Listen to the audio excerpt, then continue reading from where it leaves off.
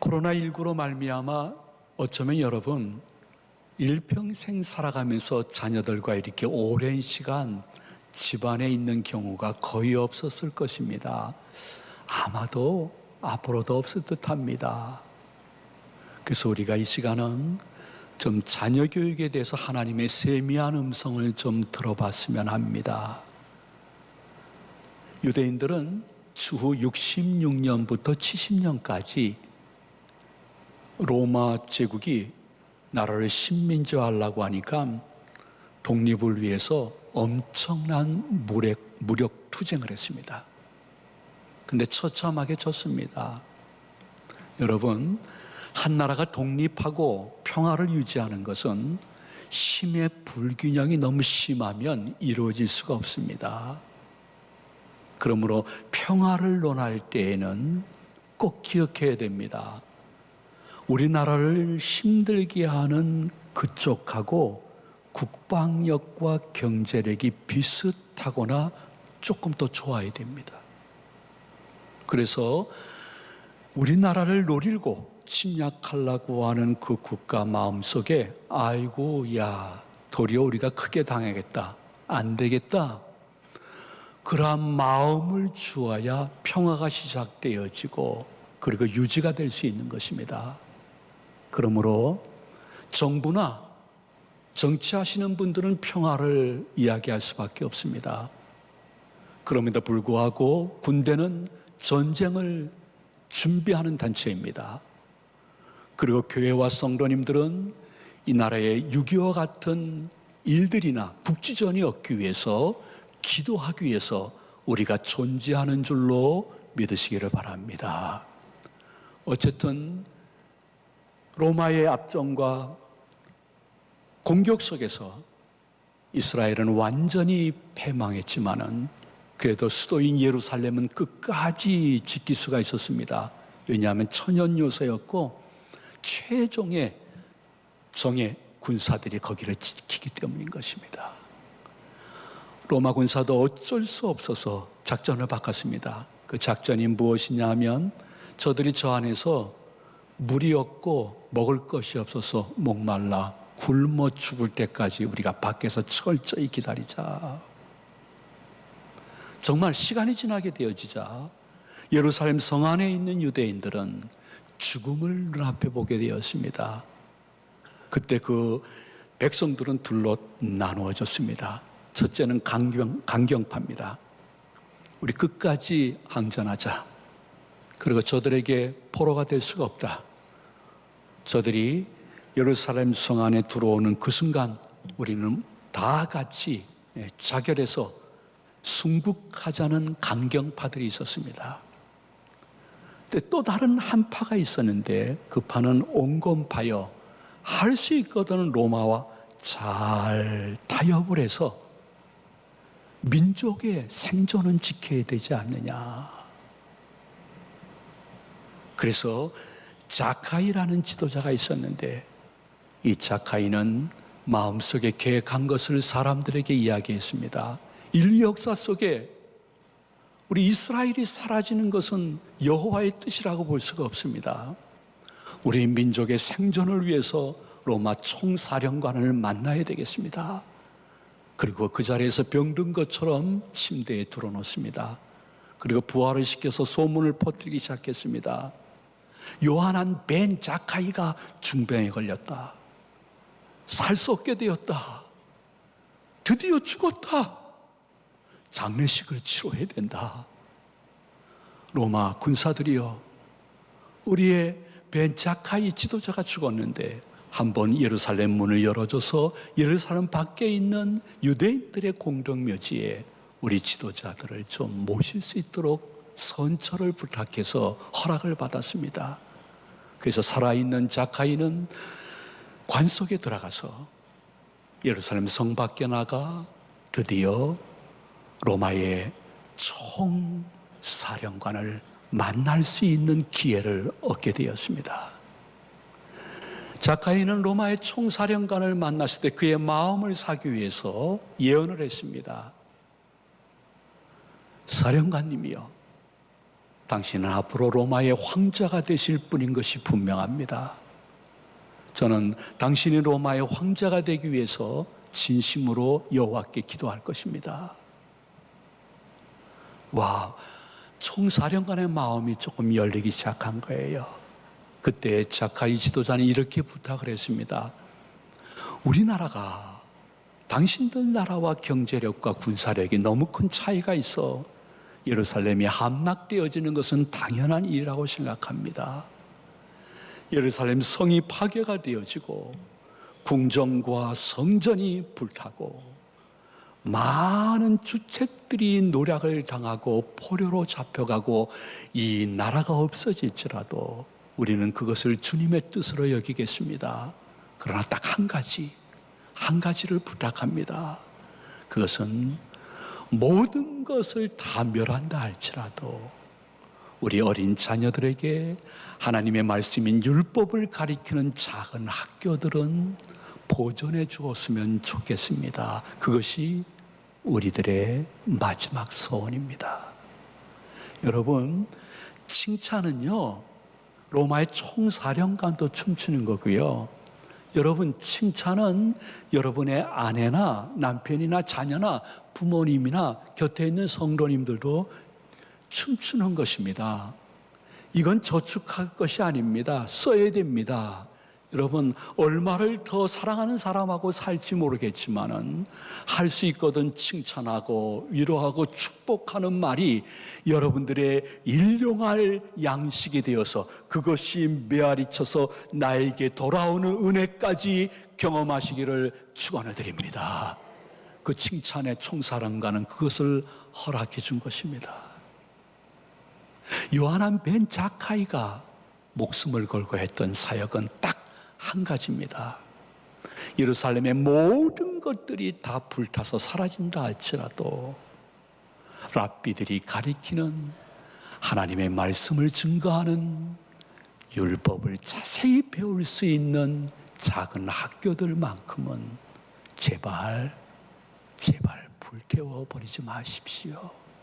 그것을 허락받음으로 말미암아 그 후로 19년이 아닙니다. 190년도 아닙니다. 1900년 동안 이스라엘은 영토를 가진 나라가 아니었습니다. 모든 국민들이 전 세계에 뿔뿔이 흩어졌지만은 1900년 동안 민족은 사라지지 않고 서로 모든 국민들은 여호와 중심으로 하나 되어 하나님의 말씀을 기억하고 하나님의 말씀대로 살다가 하나님의 때에 이스라엘이 독립국가가 되어서 지금은 사회 전 세계 분야에 앞장서 귀중한 일을 감당하는 민족이 되었다는 것을 기억할 때에 우리가 내 자녀에게 어떤 교육을 우선해야 될 것인가? 그리고 코로나19로 말미암아 자녀들과 시간이 많아지는 이때에 나는 어떠한 모습으로 자녀들에게 신앙의 랍비 선생님이 되어야 될 것인가?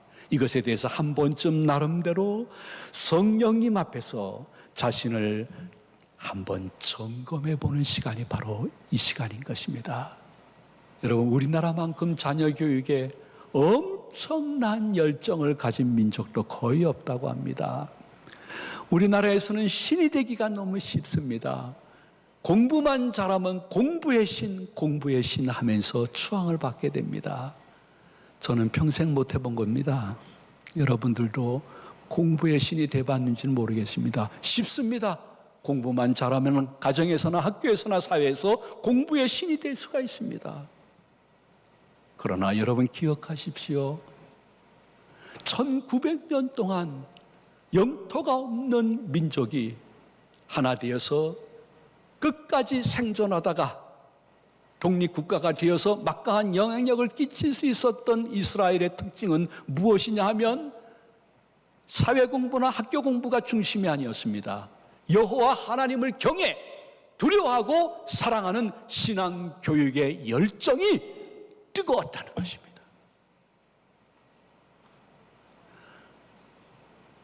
우리가 일반적인 교육을 무시하는 것은 아니나 여러분들이 어떠한 상황 속에서 코로나19로 말미암아 많은 것을 상실한다 할지라도 막막한 앞길 속에서 마치 막다른 골목에 서 있는 것처럼 가끔 나 홀로 눈물을 흘리고 집에 들어간다 할지라도 한 가지만큼은 잊지 마십시오.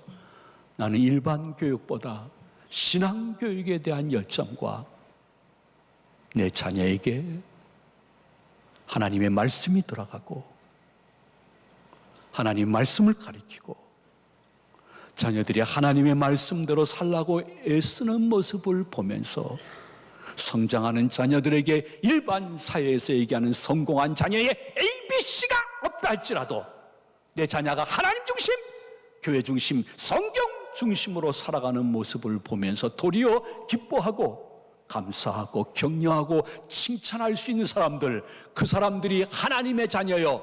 지금 영상 예배, 본당 예배를 드리고 있는 성도들, 이 말씀을 시청하고 있는 성도들, 성도님들 그렇게 되시기를 진심으로 축원해 드립니다.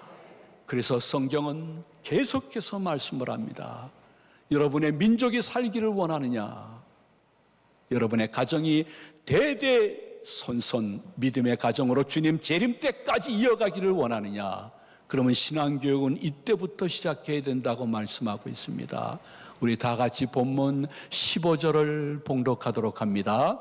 또 어려서부터 성경을 알았나니 성경은 능히 너로 하여금 그리스도 예수 안에 있는 믿음으로 말미암아 구원에 이르는 지혜가 있게 하느니라. 아멘. 유대인의 신앙교육은 딱 두 가지입니다. 첫째는 어려서부터 신앙교육의 핵심이 가정입니다. 가정에서 어려서부터. 두 번째는 조금 성장하게 되면 회당, 지금으로 얘기하면 교회와 학교가 신앙교육의 중심이 되어지는 것입니다. 그리고 가르쳐주는 것은 모세 오경, 율법과 기타 하나님의 말씀을 집중적으로 체계적으로 가르치는 것입니다. 교육의 특징은 어떠한 일반 사회교육보다 우선되어질 것은 성경교육이고, 이 성경교육은 다른 것과 비교하지 말아야 될 절대적인 가치로 알고 우선적으로 가르치는 것입니다. 거기에서 하나님의 축복이 머무는 민족과 자녀가 탄생하게 되는 것입니다. 그러므로 진정 여러분들이 신앙적으로 우리 대한민국의 미래를 본다고 하면 최소한도 기독교 학교에서 정부 정책이든 시민단체이든 그 누가 어떠한 법을 만들든 기독교 학교까지 예배를 못 드리게 하고 찬양과 기도를 못 드리게 하고 성경 공부를 못하게 하는 것은 망하겠다고 작정한 사람들의 대한민국을 바라보는 잘못된 눈이라고 생각합니다. 이 세상에서 최소의 작은 국민을 가지고 전 세계 어떠한 분야에서도 최고의 영향력을 가리켜 그리고 나타낼 수 있는 민족은 유대인들인데, 그 유대인들의 중심은 그 무엇보다도 신앙교육과 성경교육이 절대적인 가치가 있어서 이것은 다른 것과 타협하지 않으므로 하나님이 그 민족과 가정에게 복을 주신 증거를 보면서까지 기독교 학교까지 예배를 중단하는 이 일에 대해서는 하나님이 굉장히 성령으로 슬퍼하신다는 것을 기억하시면서 이러한 법들이 통과되지 않기 위해서 여러분들이 더욱더 기도하고 정신을 차리시기를 소망을 드립니다. 왜 우리는 자녀를 키우는 것이나 사회 전반 모든 흐름 가운데 하나님의 영향력이 사라지는 법들이 있지 말아야 되느냐? 그것은 신앙교육은 사람이 아니라 하나님의 명령이기 때문인 것입니다. 특별히 내 자녀에게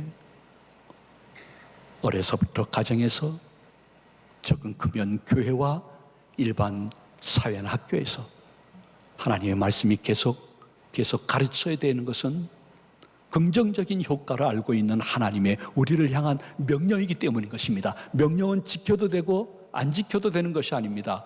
명령은 안 지키면 불순종이요, 그 결과는 벌이 있습니다. 명령은 지키면 순종이요, 복이 있는 것입니다. 그것이 민족적이든 교회적이든 가정적이든. 그래서 하나님이 자녀 신앙 교육에 대해서 이렇게 구체적으로 신명기 6장 6절 이하에 우리에게 명령을 하신 것입니다. 우리 다 같이 봉독하도록 합니다. 오늘 내가 내게 명하는 이 말씀을 너는 마음에 새기고 내 자녀를 부지런히 가르치며 집에 앉았을 때든지 길을 갈 때든지 누워 있을 때든지 일어날 때든지 이 말씀을 강론할 것이며 너는 또 그것을 내 손목에 매어 기호를 삼으며 내 미간에 붙여 표로 삼고 또 내 집 문설주와 바깥문에 기록할지니라. 아멘. 다라고 말할 수 없으나 우리 교회는 이러한 자녀 교육을 코로나19에 시키시는 분들을 각 가정에 얼마나 많이 있는지 저희는 주일학교와 주일학교가 소속된 가정의 가정교육의 동영상이나 사진이나 보고서를 보면서 확인하고 있습니다. 하나님께 영광이요, 우리나라 미래는 그렇게 일반 신문에서 언론에서 얘기하듯이 어둡지 않습니다. 절대 어둡지 않습니다. 신앙교육이 얼마나 중요하냐면 아놀드 토인비라는 분이 계십니다. 이분이 이러한 말씀을 했습니다. 지구사회에서 참된 성품 교육이 사라지게 되어지면 그때부터 지구는 파멸하게 될 것이라고 했습니다. 우리가 살고 있는 곳이 지구입니다. 이 사회에서 참된 성품 교육, 이것이 점점 사라지게 되어지면 지구는 그때부터 파멸할 것이요, 여러분들은 저보다 더 이 지구나 대한민국을 보면서 참된 성품 교육이 사라짐으로 말미암아 어떠한 현상이 일어나고 있다는 것을 눈으로 보고 있습니다. 초등학교든 중학교든 고등학교든 대학교든 성품 교육은 거의 사라지고 있습니다. 그 결과가 정말 우리나라가 동방예지국이가. 여러분, 성품 교육이라는 것은 영성 교육하고 연관이 되어 있습니다. 성품, 사람은 아등동물과 달리 육신과 함께 영혼이 있습니다. 그러므로 영의 아버지 하나님을 두려워하고 사랑하는 신앙교육을 영적으로 받게 되어지면 그 신앙교육이 육신의 삶과 성품을 바꾸는 것입니다. 그래서 신앙교육을 영적으로 잘 받은 자녀들은 절대라고 표현할 수 없으나 대부분 참된 성품을 갖게 되어서, 죄송한 표현이에요, 교회를 전혀 안 다니는 10명보다 교회 다니는 한 명의 학생의 성품이 객관적으로 봤을 때 좀 더 사랑과 희생과 좋은 면이 있음을 웬만한 분들은 부정할 수가 없습니다. 그래서 김구 선생님은 민족을 사랑하는 마음으로 이렇게 외쳤습니다. 우리 대한민국의 미래를 위해서는 경찰서 10개를 짓는 것보다 교회 하나를 지어서 거기서 성경을 토대로 성품 교육을 시키는 것이 우리 대한민국의 미래가 밝을 것이라고 선포를 했습니다. 교회 하나의 중요성은 경찰서 10개보다 더 중요하다고 김구 선생님이 말씀한 것은 그 안에서 무엇을 가르치느냐, 어떠한 학생들이 어떠한 성품으로 성장하느냐는 영성교육이 굉장히 중요하기 때문인 것입니다. 지금까지 여러분들이 잘 3, 4개월 동안 이 사역을 감당했지만은 여러분의 가정에서 자녀들에게 영성교육, 신앙교육을 단 한 가지라도 특별히 목표를 삼고 계속해서 바위 위에 똑똑똑똑 물 한 방울 떨어뜨리는 심정으로 잘 계속 감당할 수 있는, 어쩌면 이것이 위기가 아니라 신앙 자녀 교육의 호기가 되어지는 역사가 여러분 가정 속에서 분명히 꿈틀꿈틀 나타나기를 주님의 이름으로 축원을 드립니다. 아이고 목사님, 우리 아들 녀석 딸 녀석은 벌써 30, 40, 50이 넘었어요. 뭐 어려서부터. 아니에요. 저는 그렇게 생각합니다. 저는 우리 아들 딸이 40이 다 넘었는데도 지금 보면요 어린애처럼 보여요. 아마 저희 어머님도 94세 살아계시는데요, 저를 볼 때 어린아이처럼 보이면서 야야야야 운전 조심해라, 운전 조심해라, 그렇게 말씀하시는 거예요. 우리 한국적인 개념으로 봤을 때는 어려서부터라는 것이 꼭 나이의 몇 살까지가 아닌 것 같아요. 그것이 20이든 30이든 40, 50, 60, 저같이 70이 다 되더라도 어떻게 보면 부모님의 심정으로 봤을 때 다 어린 거예요. 그러므로 하나님의 신앙교육, 성경교육을 말씀과 삶으로 보여주는 데는 자녀의 나이에 제한이 없어요. 다만 내가 계속 염려하느냐, 아니면 기도하고 단 한 가지라도 신앙교육을 위해서 도전하느냐, 도전하지 않느냐, 그것뿐이에요. 염려한다고 염려가 사라지면 염려할 것 없겠네. 어느 나라 속담인지 질문하지 마세요. 고속도로 화장실 소변기 앞에 있던 내용이에요. 근데 저는 의미 있게 이렇게 봤어요. 염려한다고 염려가 없어진다면 염려할 거 없겠네. 염려는 다 주께 맡기고, 코로나19로 말미암아 생각보다 자녀들과 자주 있는 그 시간 단 한 개 내 가정에 맞게끔 조율해서 새롭게 시도하기를 원하시는 성령님의 마음을 한번 헤아려 볼 수 있는 우리들, 기타를 연주하시는 분들은 기타줄을 너무 땡기게 되면 기타줄이 끊어지는 거예요. 너무 느슨하게 하게 되면 연주가 되지 않는 거예요.